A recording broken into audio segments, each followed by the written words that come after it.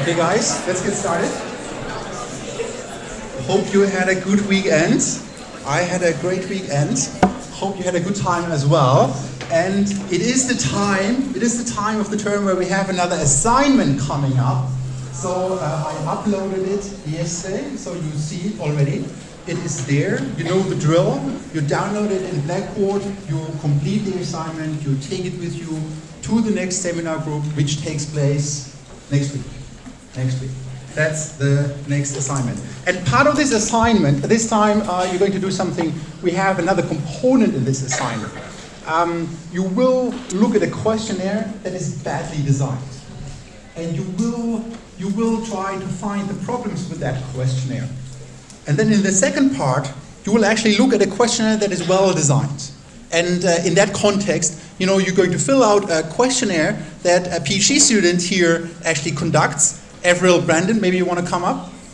Hi, so I'm Avril, I'm a PhD student in psychology, and I'm looking into Irish attitudes towards diversity. So the study is all done online, it's all anonymous and confidential, and you have to be 18 or over and an Irish citizen to participate, but I would love to get as many of you involved as possible. So the link is in the assignment. Yeah. Thank you. Okay, perfect. Thanks, Avril. Thank you. So, no, I cannot make this mandatory, just for whatever legal reasons. I cannot force you to participate in this study. But I highly recommend you guys do that. Right? You kind of will see how a survey can look like. And secondly, you know, at some point, I hope that many of you will continue for a master's degree or for a PhD degree. And then at some point, you will rely on other people helping you and filling out questionnaires. Right? So that's the assignment for the next seminar group. Okay. Let's move on. So with you guys, you know, I sometimes feel like this magician. I'm pulling out stuff out of my head. And last week was one of those moments where I was surprised by myself how good this actually worked. You know, remember we had these things about question wordings, question order, and answer categories. And you know, we had the lecture theater split into groups, and you immediately saw the effects of that. So I was just really, you know, you guys are amazing. You know, I was just really amazed by that. I looked at the data afterwards, and actually I decided now to publish this. So I'm going to go ahead with two tutors. Some of you know them, with Menchi and Travers. We're going to write this up. Hopefully we're going to make a paper out of this. Okay, so but one thing that I had left out last time, we didn't have the time for it anymore, it was social desirability. Social desirability. Okay, let's get started first. A little question, two little questions. Take out your phones.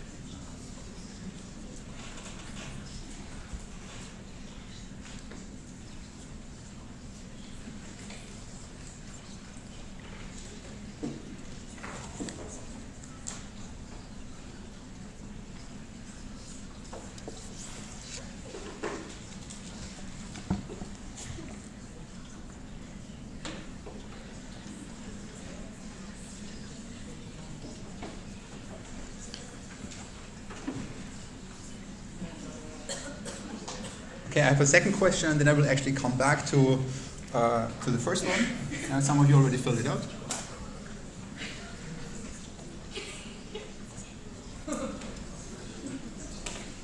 Okay, so what's the point with these questions? What's the point with these questions? Well, those 34 drugs are bad. Yeah. 37. The point is, these are very sensitive questions, right? First of all, the voting for in the elections part. What we observe is when we ask people this question, more people say yes than people who actually did. Why? Well, people feel sort of obliged. Actually, it's even worse in situations when I would ask you in person, we sit opposite to each other at the table, I ask you, did you vote? Then more people will say yes than people who actually did, because they think it's something that is desired from a social point of view, right? There's sort of this idea, I should vote, but I didn't vote, and then people actually give an answer that is in line with what they think, what is socially expected or accepted. Second question here about drugs. Right? Actually, when we ask this question, a lot of people who take drugs don't say yes, right? Or maybe they say, maybe once a year, doesn't really count. Or I don't know, I tried something, or so on. So this is actually a very sensitive question. A sensitive question where people also respond often in a socially desirable way. So that sort of comes to the point of social desirability, which is a problem when we study things. Right? That people don't tell us what actually happened, but they tell us what they think, what we want to hear. Right? So social desirability or social desirability responding is the tendency of respondents to answer questions in a manner that will be viewed favorable by others. Right? And that's just a human tendency. That just happens, even when I tell them, this is an anonymous survey, this is confidential, and so on. People will still sometimes try to portray themselves in a better light. And this can result in the over-reporting of good behavior, like I voted, or in the under-reporting of bad behavior. I didn't take any drugs. So that's sort of a problem to deal with. Actually, it's a problem in all sorts of research that we do, but in surveys it's sort of it's a little more pronounced, or in interviews it's actually even more pronounced than in surveys. And we find it along different subject areas. When I ask you about your abilities, or actually when I ask you about your sexual behavior, it's really hard to get good, reliable responses here. Actually, what we see is that men over-report their sexual activity, while women under-report. We know that. Drug use, the example, do people use drugs? It's hard, it's difficult to get data on these kind of things. Okay, so what can we do about this? That people sometimes tend to respond in ways what they think is socially reliable. Well, we can formulate questions as neutral as possible, right? We can administer questions in a sort of a neutral way, and in surveys, in self-administered surveys through computers help, right? You're on your phone. It's not that I'm sitting down with you and ask you, okay, do you take drugs? Right? But it sort of gives people the space and the security to respond in a confidential way. Lastly, for extremely sensitive questions, psychologists are more into this kind of things because sometimes they ask really sensitive stuff.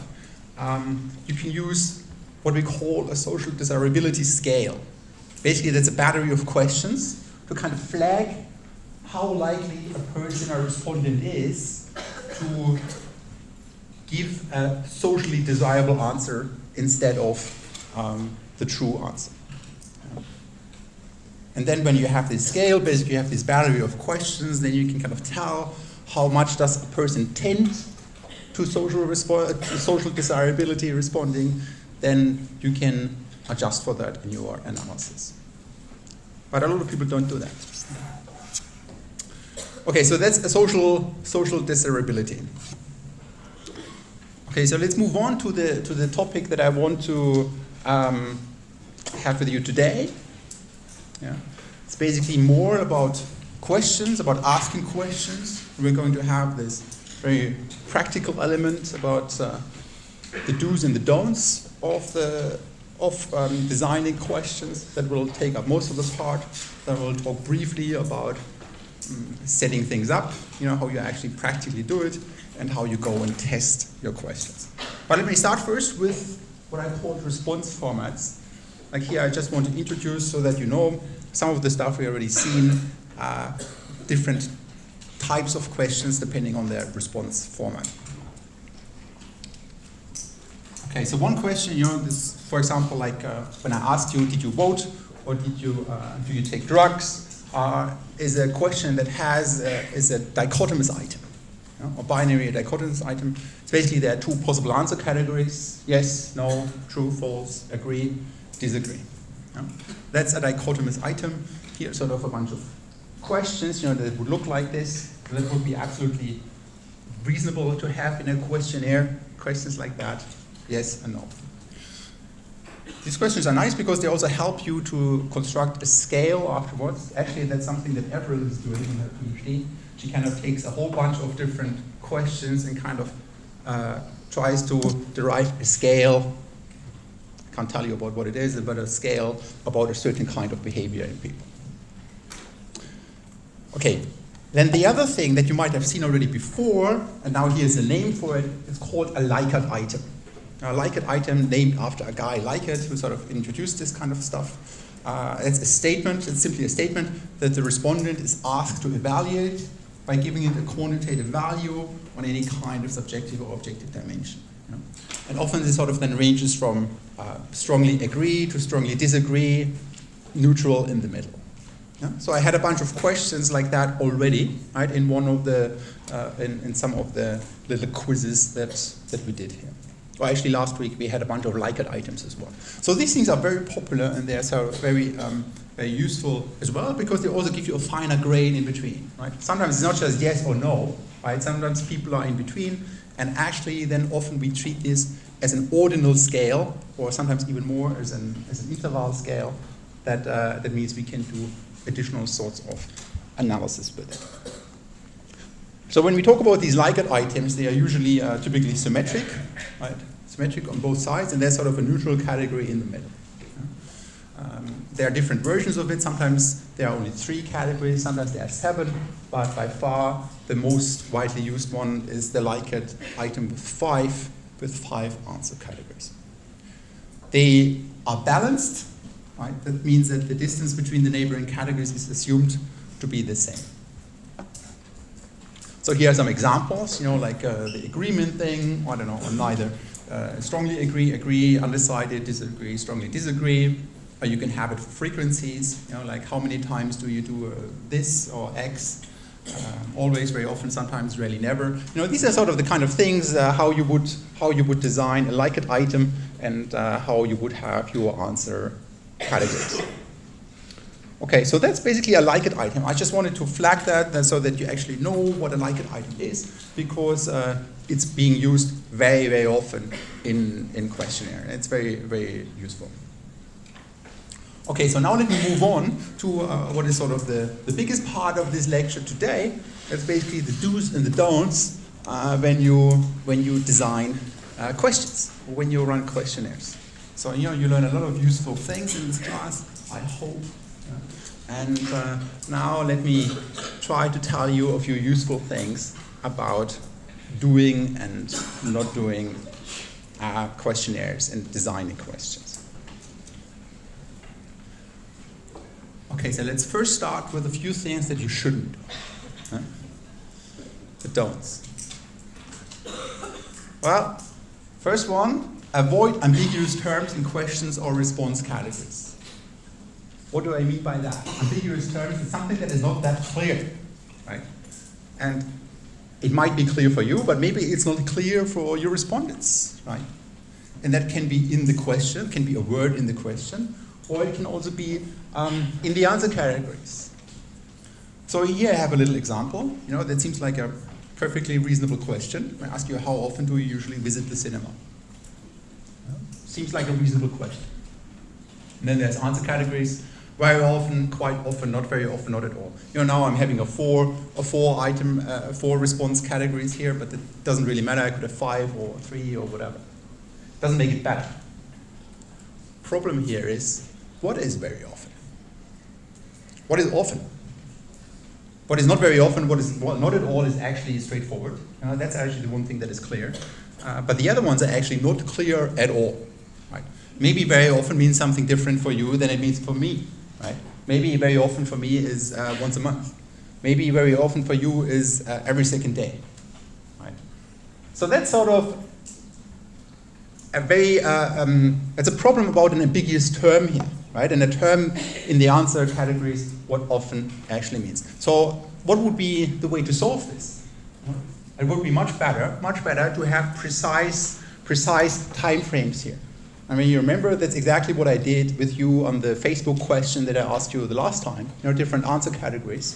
They had less than 90 minutes, 90 to whatever, 180 minutes, something like that. Right? So here, a much better question would be having these different answer categories. More than once a week, around once a month, around once a year, less than once a year. Because otherwise, some people say very often, but they actually mean completely different things.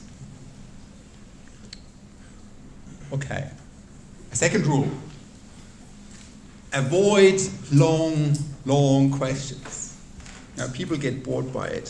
Funny side note, if I show you this picture long enough, you start yawning yourself. I actually ran this little experiment with my second years. I showed them a 5-minute video of people yawning. And they started to yawn.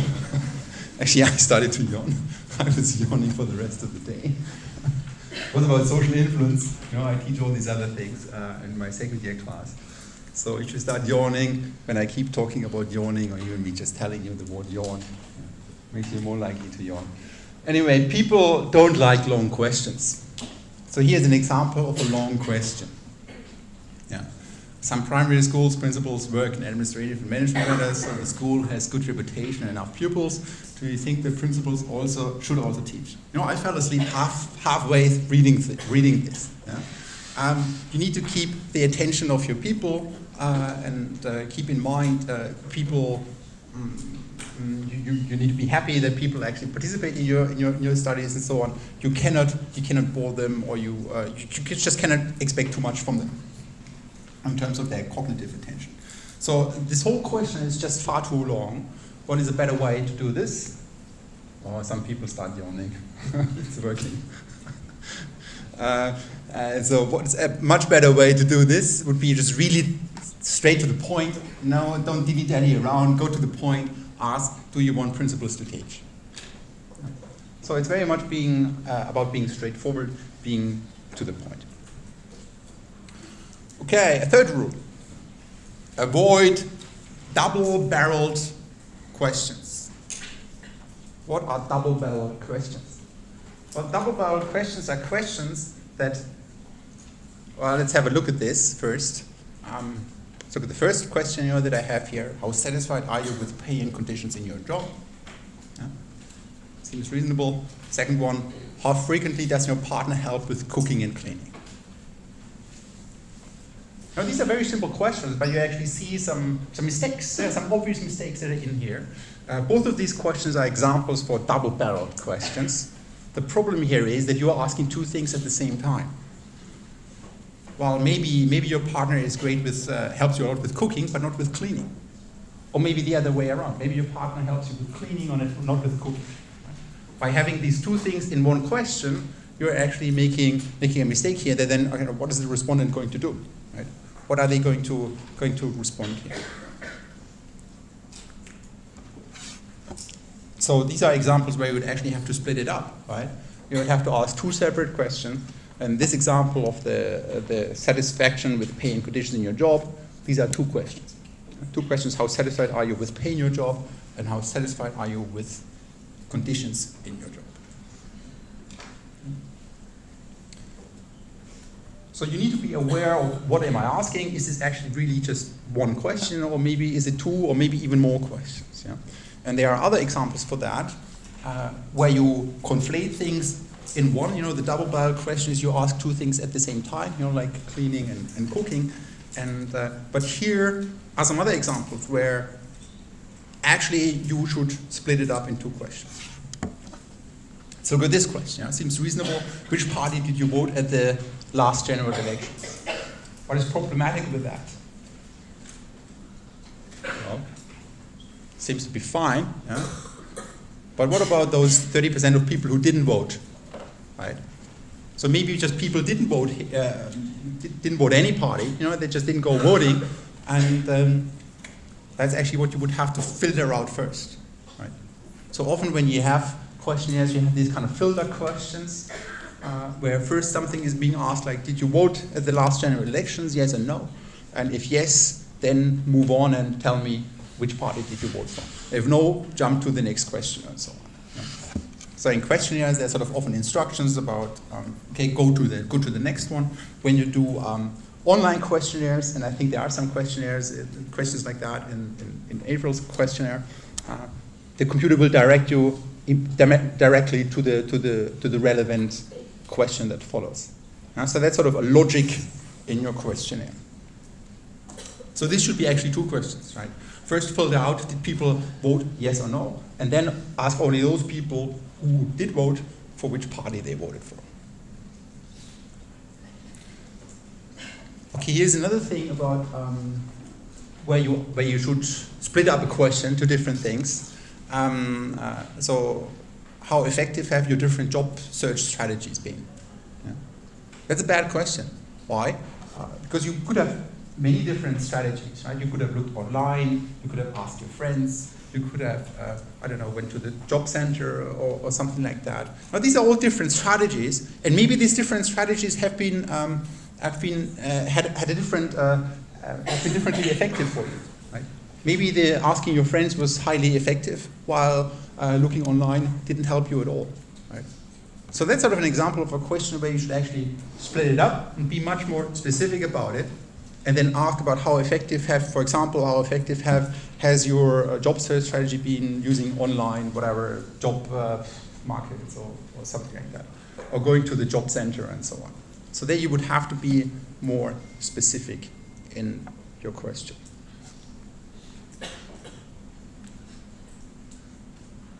Okay. What I said already, being more specific, sort of another mistake that people make is they ask questions that are just too general. How satisfied are you with your job? I could as well ask you, how satisfied are you with life?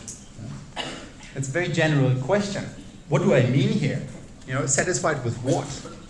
Satisfied with your pay, satisfied with conditions, satisfied with the work environment, satisfied with your colleagues or whatnot, right? So you can see how a question can be very general. Well, sometimes it can be helpful to have these general questions, but then you need to be aware of that people might relate different things to that question, right? And that's generally what you want to avoid. Because if that happens, then you cannot really compare your different responses that you get.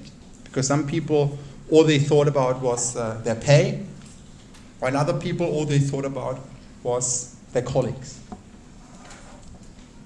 So that's an example of a question that is too general. How could we solve that? Well, you would split it up into different questions. How satisfied are you with pay in your job? Or how satisfied are you with the conditions in your job?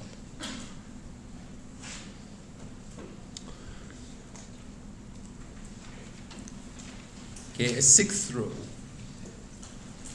Sixth rule, avoid leading or suggestive questions. Well, what do I mean by that? Well, let's have a look at these two questions. The first one, would you agree to cutting taxes further, even though welfare provision for the most needy sections of the population might be reduced? Well, let's have a look at the second question. What do you think of the horrible effects of abortion? Now, what am I doing here? Instead of I'm providing additional information that is not needed for the question, but that might put you on a certain way of answering that. Right? That's a leading question. What do you think of the horrible effects of abortion? Horrible. And then you think, oh, it's so horrible. And then you will use that information in the way you respond to that. Right? That's a leading question. Or you can have suggestive questions where you are suggesting an answer already. Well, sometimes it can be helpful to do that. You remember last time actually I did these statements, like this, I don't know, water charges are too high and so on. But that was the whole point of this exercise, right? To see that. But you need to be aware of not providing leads or suggestions in a way that you don't intend to.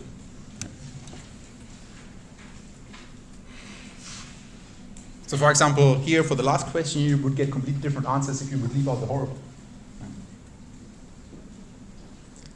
So how would we solve that? Well, straight to the point, neutral, without these leads, without these suggestions. Would you agree to cutting taxes, or would you?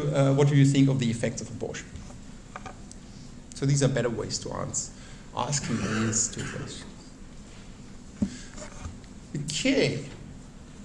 7th rule that I have here. A lot of these things are actually, straightforward. If you think about it, it's what you would come up with. But it's good to think about these things nevertheless, and to talk about them, because people do make these mistakes all the time. Okay, avoid questions that include negatives. Example: would you rather not use a non-medicated shampoo? What do you want from me? Yeah. What does it mean? Should I don't know. Don't expect too much from your respondents, right? Double negatives are especially bad. They are especially bad. It's really unclear what is meant here, right?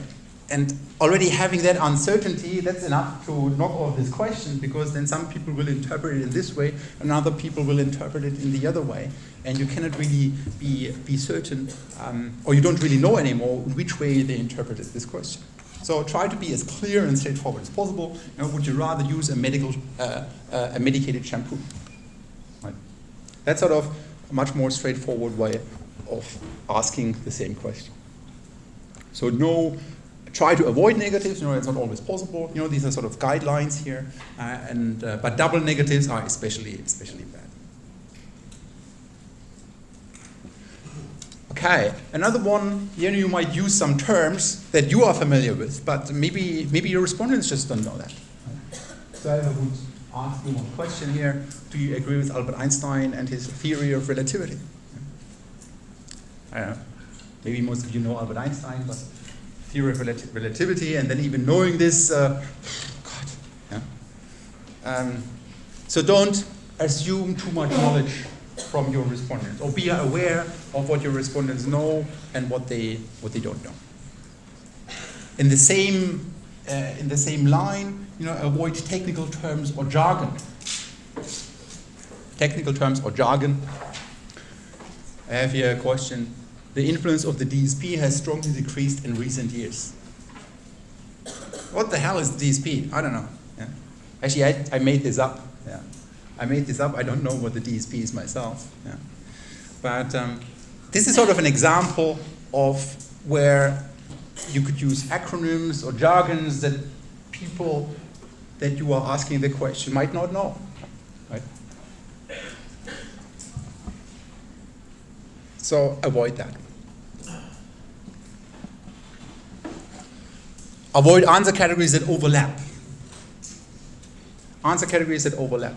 So this is one question that people don't get right at the beginning.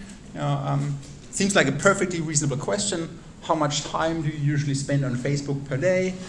And then there are the answer categories: 0 to 30 minutes, 30 to 60 minutes, 60 to 90 minutes, and more than 90 minutes. What is problematic with this one? Well, what if I just happen to spend exactly 30 minutes on Facebook per day? What am I going to do? I'm going to tick the first box or the second one? No, then it's actually not clear. Same thing for if I spend exactly 60 minutes on Facebook per day. It's not clear which box to tick. Right? So that's an example of answer categories that overlap. How could we remedy that?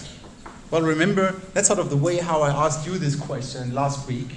I had this thing between 30 and less than 30 minutes. Between 60 and less than 90 minutes. That's two shouldn't be there. So that's sort of just to make clear that your answer categories are not overlapping.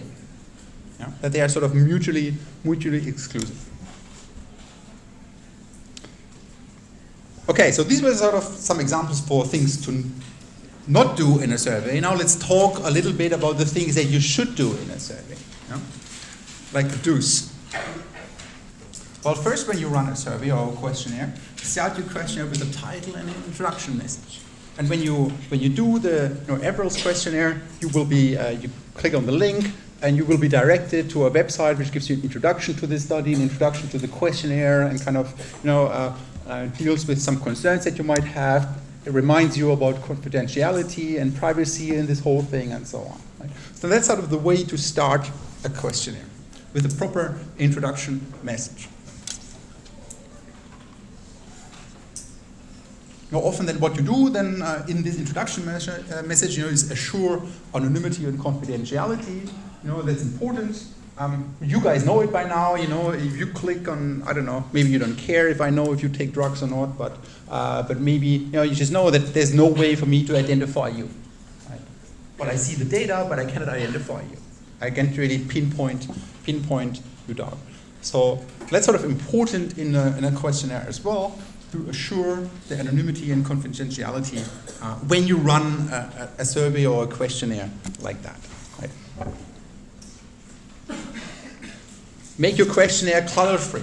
Now you would be surprised by how much clutter there can be in a questionnaire. It's not to the point. It's not straightforward. There's sort of a lot of crap in there. Questions all over, and it's just really confusing. Right? So make sure that you are very straightforward, very clear with your questionnaire, that you don't have too much clutter in there. When you look at the example that I have for the assignment, where you will look at this badly designed questionnaire, you see a bunch of clutter in there.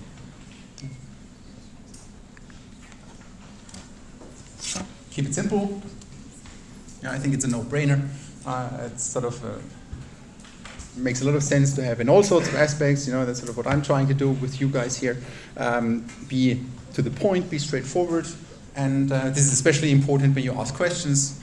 When you are too complicated in the way you approach this, people might not understand what the hell you are referring to. Use clear language and words. Right? When you have some fancy words, some people don't know what alienated means. Right? Some people don't know what some other words means. So instead of using use a clear and straightforward language where you think that most people actually know it. And just because you know something doesn't mean that your respondents know these things as well. Right? Okay, another one that seems a no-brainer for me is when you have questions, have one question per line.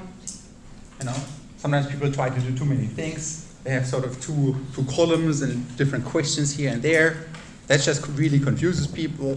Have one question per line and be clear in your in the sequence how things go. Along the same lines, have one topic per page. Remember last time we talked about these question order effects, right? And one suggestion that we had there was to have your topics separated from each other. Right? Because then by physically turning a page or by clicking a button, moving on to the next screen and so on, you introduce some time lag.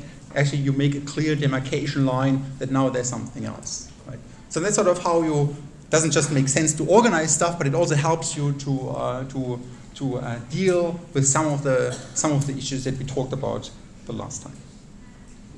Okay, so one topic per page.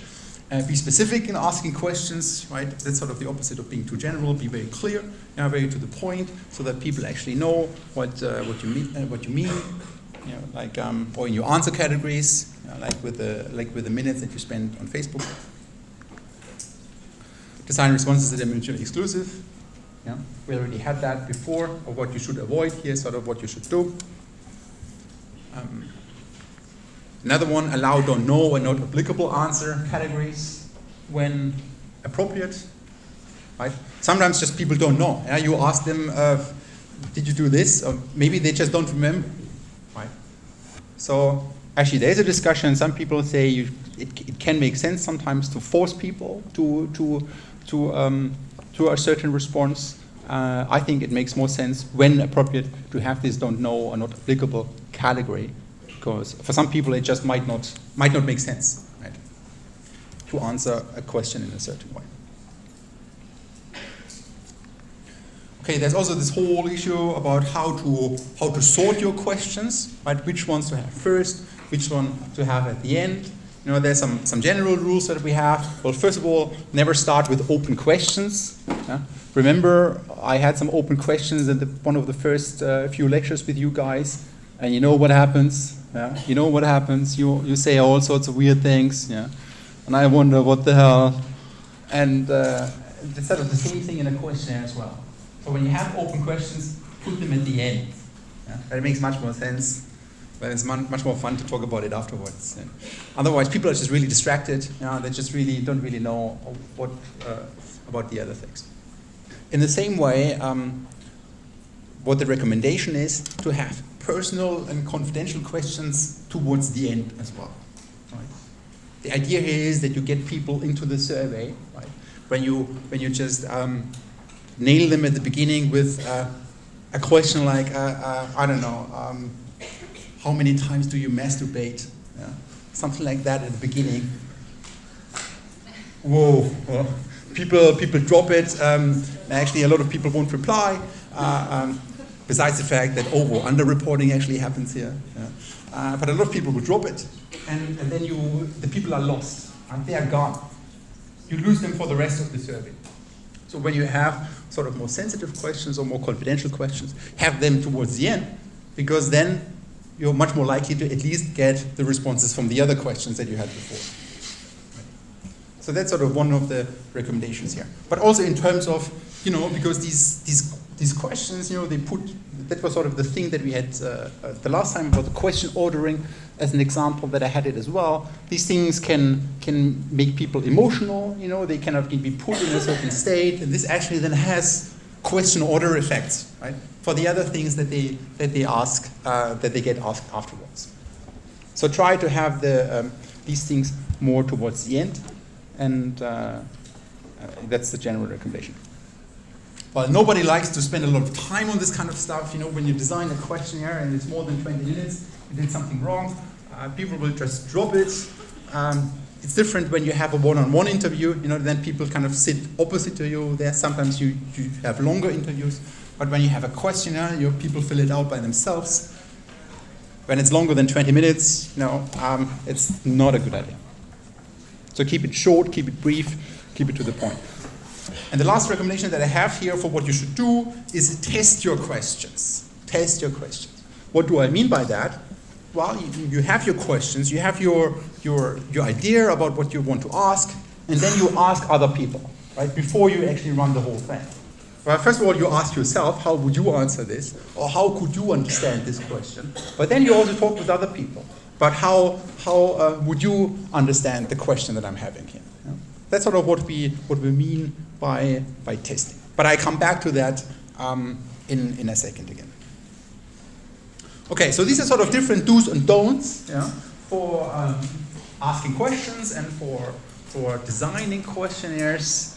In the assignment, you will be required to actually look at one badly designed questionnaire and spot the errors along the lines of what I kind of outlined here. And you will have one better questionnaire where you can look at how one actually can or should do things. Okay, so how do you actually set these things up? You already saw me using these kind of things. Actually, that's one of those areas where a lot of change has been happening over the last few years, and nowadays it's actually really easy, very straightforward to set up these things. You don't need to be a computer nerd anymore to set up an online questionnaire. In fact, you just go to this website, SurveyMonkey. You have different forms of questions that you can use. You just put it together. There you are. The whole thing doesn't take you much time to actually set up the questionnaire, right? After you tested it, after you thought about your questions. So SurveyMonkey, that's sort of this website, that I use. Now, remember when I asked you about the cow, that was actually done through SurveyMonkey, and you saw how straightforward that was, right? So kind of you can even use your mobile phones, QR codes or what the hell, whatnot. So SurveyMonkey is sort of a big player in this field. Another big player is Qualtrics. Qualtrics, these are companies, that's sort of what they do. And they, SurveyMonkey and Qualtrics, they have free plans, when you have a limited set of questions, when you have a limited set of respondents, they have a free plan. As soon as you go larger scale, a few hundreds or 1,000 responses and so on, often they require a subscription, but even then, these things are completely doable. Right? So for SurveyMonkey, I don't know, if I want to ask 500 people, I have to shell out 20 euros and that's about it, and the whole thing is sorted out. Another one that is actually completely free, it's actually not that bad at all, right? It's Google Forms. Yeah? Google Forms allows you to ask questions as well, and there are also different types of questions, like these different like-it items, or I don't know, or drop-down thingies, all different forms of questions that you can put together. So that's something that I can recommend as well. And it's completely free. It's actually easy to get the data afterwards. You have your Excel sheet, bang, there you are. You can analyze it. It's very straightforward. Another one, Typeform. I have no experiences about this one, but I checked out the website. It looks sort of cool. It looks a little more on the aesthetic side. And lastly, there's something called Lime Survey. It's actually one that I had used in the past as well. But Lime Survey is much more, requires you to set up your own server and to install something there. But it also allows you to really tweak your questions in the way you want them to have, right? Or you want them to look like. But it requires a little bit more technical experience, while the other ones are just really straightforward. Really straightforward. You just go to the website, you check it out. It's a very easy way to set these things up and also to get the data afterwards. Okay, so that's sort of setting things up. Now let me, at the last point, let me talk about testing questions. Actually, we call this pilot testing. Pilot testing is not because there's a pilot involved or because we ask a pilot. No, it's just the name. It's just the name. A pilot study is the name that we give to a study before we actually do the real thing. Right?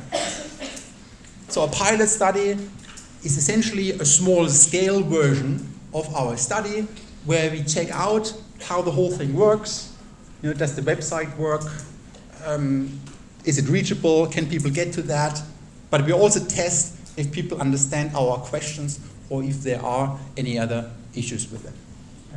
And when we have a pilot, sometimes then a pilot moves into a real study. Yeah? So that's sort of what I'm doing now with the question that I asked you. The last time, that was just a little fooling around thingy, a little pilot, but actually the data turned out to be really high quality. So now we're going to use that to actually to write it up to have a real study with it. Pilot studies, they are very helpful, very helpful. Imagine the worst thing that can happen is that you have a questionnaire or some buttons don't work and you send it out to 10,000 students here at UCD and then you don't want to deal with the mess. Yeah? Because then you're done, you have one shot and people will not go to the website again, or you will have to deal with hundreds of emails of people telling you this one doesn't work or that one doesn't work, and your data will be bad. Right? So you want to avoid that. Before you go out to your people, to your real population that you want to ask something, make sure that you tested your stuff. Yeah? Not just in terms of do they understand the questions, in terms of kind of the things that I told you about today, about the do's and the don'ts when you have questions, but also go and think about these other things that we had the last time, question wording, question answer categories, or question order, but then also, the technical part, sort of practically, does it work out? Is the font too small? Can people read things like that? So it helps to run this. So when I have that, I kind of have my questionnaire, I design it, and then I kind of, even though I think I did the best what I could, right? I give it to some friends, some colleagues, have them look at it, and kind of have them think about, okay, how would they answer it, and have them tell me about what could be problematic in this study. So it greatly reduces the number of unanticipated problems, and you would be surprised by the number of unanticipated problems that you can have with these kind of things. It can also provide you new ideas for a main study. Right? Maybe something just then pops up, and then you realize, oh, hang on, I should include that, or I should split that up, or this is an open question that I had before, and it really is about these kind of things, so maybe I should have a closed question about this afterwards. The one thing to be careful about is that you need to separate the people that you include in your pilot study from the people that you actually run your real study then afterwards. Right? Because once you've kind of given people the questionnaire, they sort of know the questions, the questionnaire, they might be influenced by that. So here the recommendation is really to separate that, to not have the people, to ask some people about the first version, ask them about the questionnaire, and then ask some other people with the corrected version of the questionnaire afterwards. But really the main thing about questions and questionnaires is it's funny. I saw that, I thought I need to include this. Yeah? How would you answer it? How would you answer it? Yeah? Or how would other people answer it? So that's sort of how you need to think about it. You need to think about it through the eyes of the people that you are talking to. Right? That's sort of a general recommendation anyway. When you write something for other people to evaluate, think about how other people would evaluate that. Right? So how would you understand a question, or how would others understand a question? Okay, guys, for Wednesday we have a little fun reading. It's not mandatory, but if you're interested in that, it's about all the wonders you can do with internet research these days. Okay, see you on Wednesday.